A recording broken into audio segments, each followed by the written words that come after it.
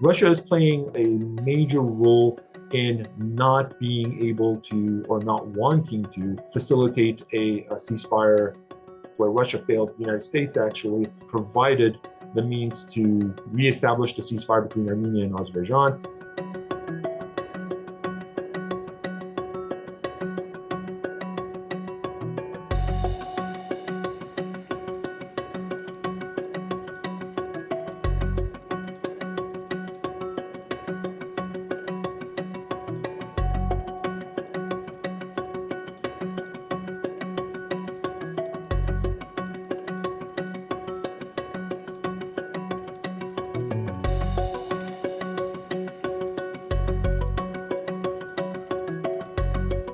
In the 44-day war 2 years ago, basically the Azeris utilized new technology, drones, weapons, whatnot, to try to reclaim that area by force rather than by peaceful means.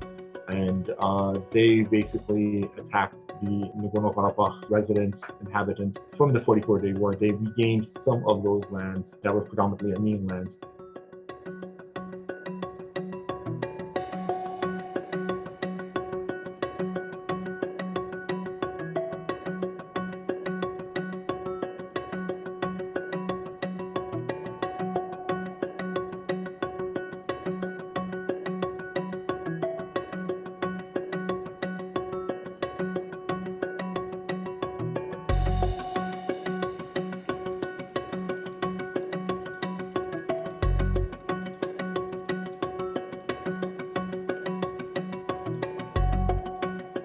The ceasefire between Armenia and Azerbaijan was broken several times because the Azeris are actually not attacking the Nagorno-Karabakh Artsakh Republic, but in actuality, they're attacking the prominent or recognized international borders of Armenia and encouraging onto Armenian sovereign land.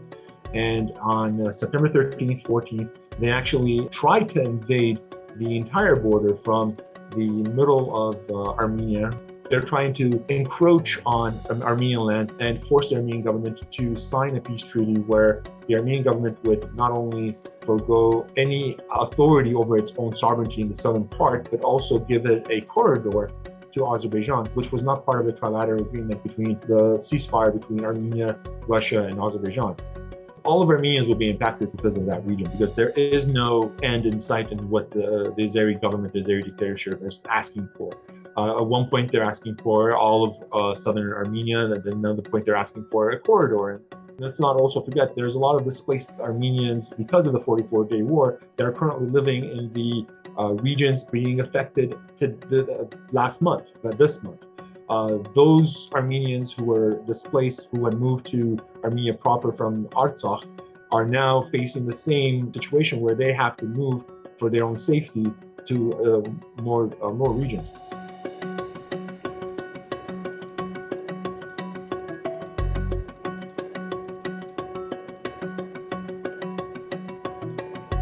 The Ukrainian invasion by Russia has played a significant role in the ceasefire or the breaking of the ceasefire, the aggression by Azerbaijan.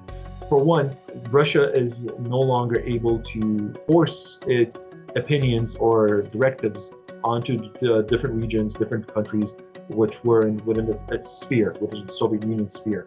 But in addition to that, the Russian government might actually want a resolution in favor of Azerbaijan to basically force Armenia to give a corridor in order to establish a better trade with Turkey in order to avoid sanctions that the Europeans have issued.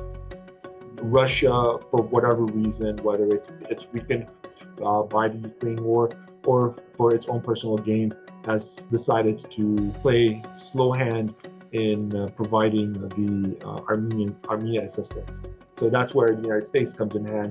When the Azeris reneged on returning the POWs from the September 13th to 14th incursion, the Armenian POWs at September 13th to 14th incursion, which the United States had negotiated on, I believe the United States, utilizing its effects, its power, its means, pressured the Azeri government to return those POWs.